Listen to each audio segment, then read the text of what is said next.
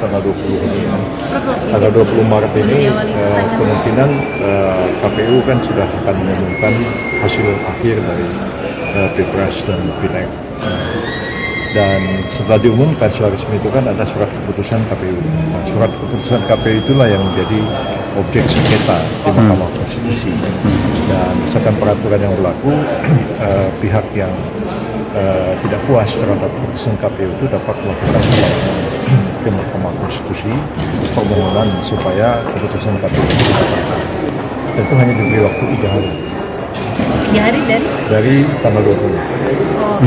Tanggal 23 itu permohonannya sudah harus masuk. Dan kalau hasilnya tetap seperti sekarang, artinya kan Pak Prabowo Gibran kan sebagai pemenang, anggaplah seperti itu kan. Kalau tidak ada sengketa gitu. Kalau misalnya yang bisa mengajukan permohonan pembatalan itu kan hanya pihak yang kalah kan. Hal ini adalah Pak Ganjar dan Pak Anies begitu. Nah, kita kan belum tahu apakah mereka satu-satu akan mengajukan permohonan pembatalan sengketa ke MK atau mereka bergabung. Nah, kita tuh belum tahu. Nah, jadi tugas dari kami di TKN-nya Pak Prabowo itu tugas saya lah mempersiapkan para lawyer. Sudah dirumuskan dan sudah diterap surat kuasanya, sebentar lagi akan disampaikan kepada Pak Prabowo dan Pak Gibran itu ditandatangani. Ada sekitar 36 orang lawyer dan akan standby begitu. Kalau mereka tanggal 23 nanti mengajukan permohonan sengketa ke Mahkamah Konstitusi, kita juga akan menyampaikan surat kepada mereka sebagai pihak terkait atau pihak tergugat intervensi dalam perkara. Nah, jadi sebagai pihak terkait kan nanti kita menunggu, kan itu harus diputuskan oleh rapat musyawarah hakim MK apakah akan diterima sebagai pihak terkait atau tidak. Biasanya sih diterima. Kalau diterima ya kita akan hadir di MK. Itu posisi kita itu sejajar dengan KPU. Karena kan yang melakukan permohonan kan adalah misalnya Pak Ganjar dengan Pak Anies. Yang termohonnya kan KPU. Nah, kami ini adalah pihak terkait yang melakukan intervensi.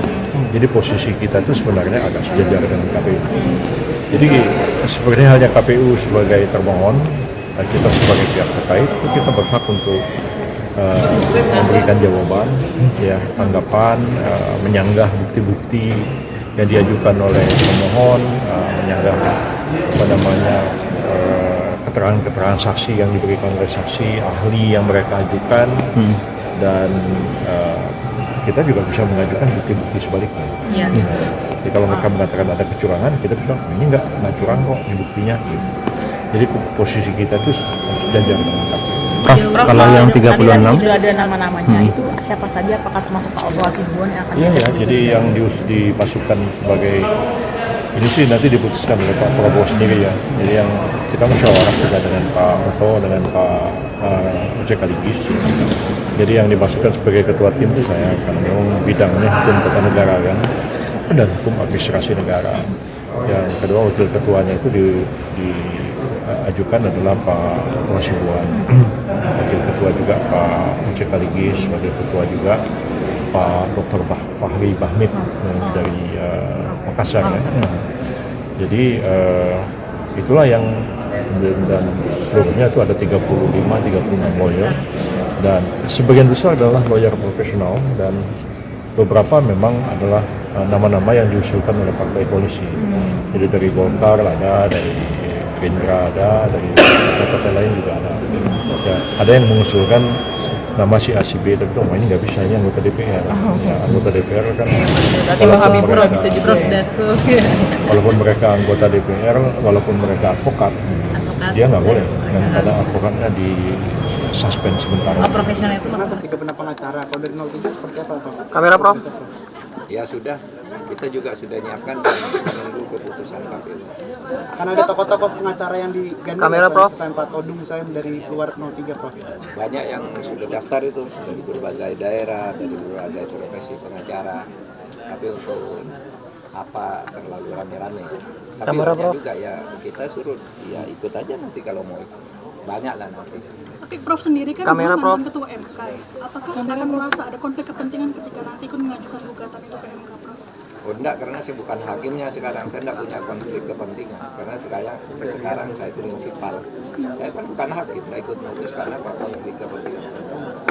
Tapi apakah Prof juga merasakan mungkin ada batasan karena putusan Kamera, sengketa Prof. ini harus diputuskan Izin, dalam Prof. 14 Kamera. hari kerja. Sementara Izin kamera, baru Prof. kali ini kita Kiri, akan Prof. mengalami gugatan pilpres itu ada 2, tidak Kiri, satu Prof. seperti pemilu sebelumnya, Prof. Prof, kiri Prof. Enggak, menurut saya tidak ada masalah ya, itu kan soal gratis saja 14 hari. Kan sebenarnya pokok-pokok masalahnya sama kan. Tinggal beda tempat, beda angka, beda apa gitu kan. Tapi pokok masalahnya kan itu.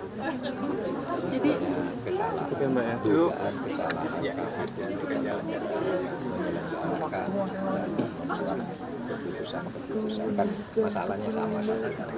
itu petitumnya itu nanti yang diajukan ya, Prof. Ya, yang saya baca di media gitu. Kalau yang saya ya itu, tapi yang satu data gitu. Prof, susah nggak Prof untuk membuktikan kejahatan yang sistematis dalam pemilu 2024 nanti? Kemudian biar pengadilan kalau itu ya.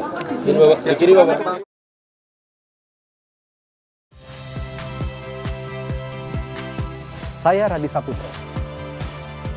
Saksikan program-program Kompas TV melalui siaran digital, pay TV dan media streaming lainnya. Kompas TV, independen, terpercaya.